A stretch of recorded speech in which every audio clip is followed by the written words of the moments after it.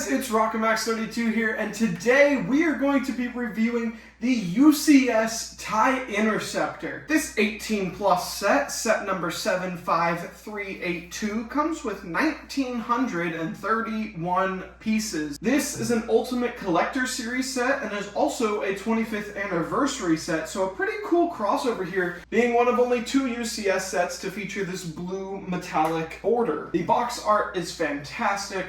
On the front, we have a phenomenal picture of the tie. On the side, we have another nice top-down view. And on the back, we have a nice movie picture, along with a bunch more detail shots of the set, along with the diagram.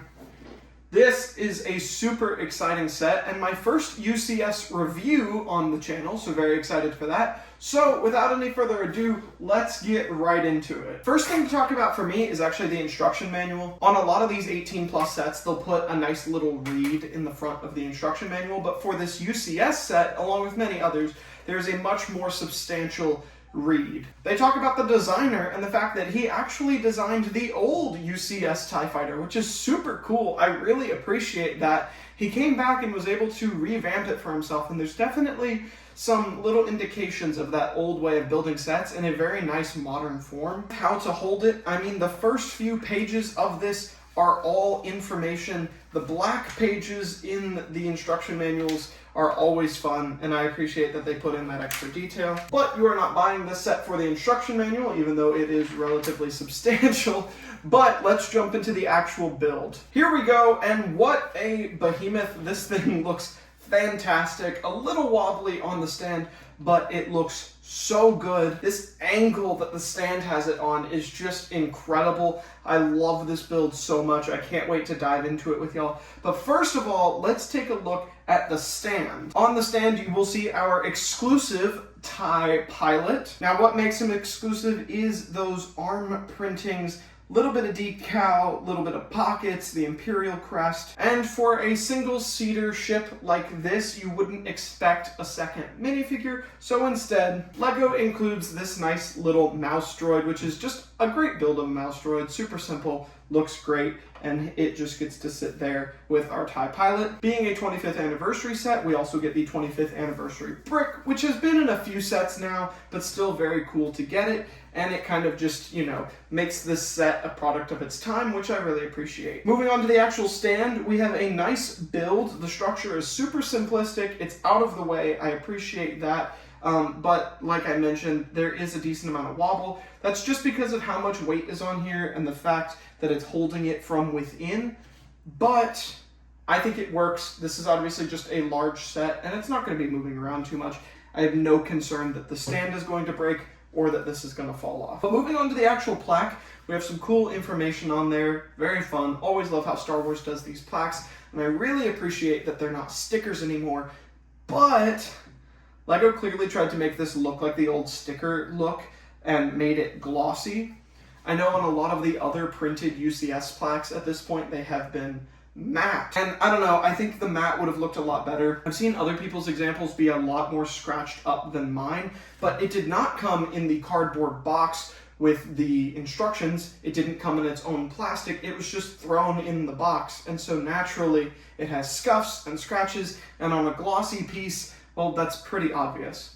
Like I said, I got pretty lucky. Mine doesn't look too bad, but I definitely prefer the matte look, and I wish that this set had received that. And then the actual stand just goes right into the bottom of the TIE Interceptor, which comes off like that. There is a nice little 2x2 hole in the bottom of the Interceptor that this slots into and has a little backstop, so you can just insert the Interceptor into there, and like I said, no chance this thing's coming off. Now this thing is huge, I love it, and like I said, it's got a lot of details that remind you of an older set.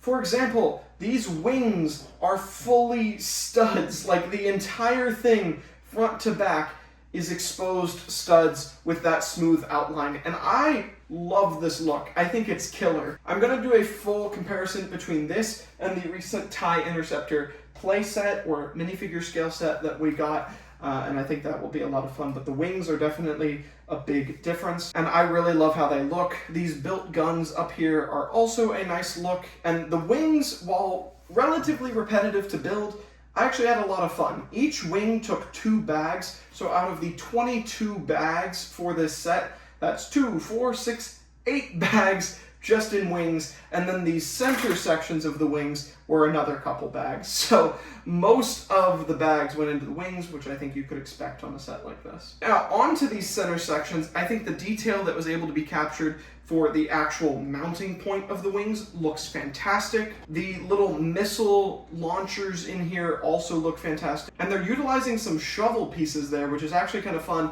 and apparently a tie back to the old Tie Interceptor, which I really appreciate. Moving on to the actual core of the ship, as you can see, they have put so much work into getting this smooth. It is ridiculous. Such a cool look. I love how the front glass is framed. I love the independent blasters. I think the use of the controller pieces here is a little distracting and a little weird. It definitely doesn't look as bad on the box, but once you get it in person, I don't know, I think when I look head on, it's just not my favorite. But the greebling in on the wings, towards the back of the wing, on the front and the back is just fantastic. I mean, it looks so good. The outside of the wings also look fantastic. The actual cockpit is so well detailed. There are so many stickers in there. It's pretty crazy, but it does achieve a ton of detail. There's so many screens for the pilot. And while I've heard some people say that this is minifigure scale because you can put a minifigure in there, this is definitely way above minifigure scale. For reference, you can see the minifigure and then the Tie Interceptor versus something like this play set here, which is actually minifigure scale. So a little bit different there, obviously, but also a little bit different in what you're getting. But this is minifigure scale. This is not, but this is still fantastic. I love TIE Fighters. If you haven't seen my TIE Fighter collection videos, I am working on trying to get every single variant of TIE Fighter that LEGO's ever made. So the TIE Interceptor, Defender, Ace Wing, Major Vaunt, like all of those.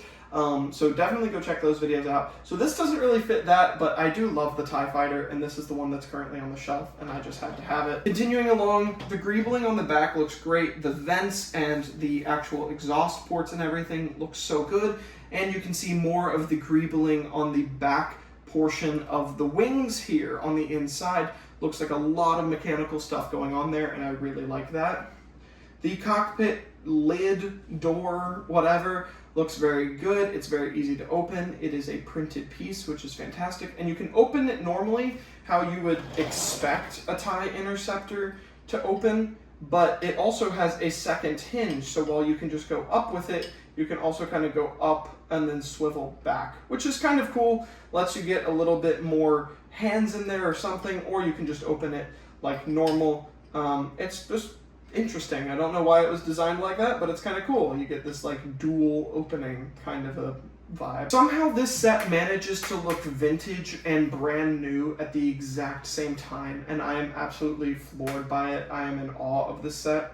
You see shovels being used and fully open, exposed stud wings, but then simultaneously some of the most intense, like, work that I've seen done to get an almost spherical shape with these two portions sticking out, and then all of the greebling and different techniques used to create the guns or whatever. Like, this is simultaneously such a new feeling set and a very vintage set, and like I said, I really appreciate that.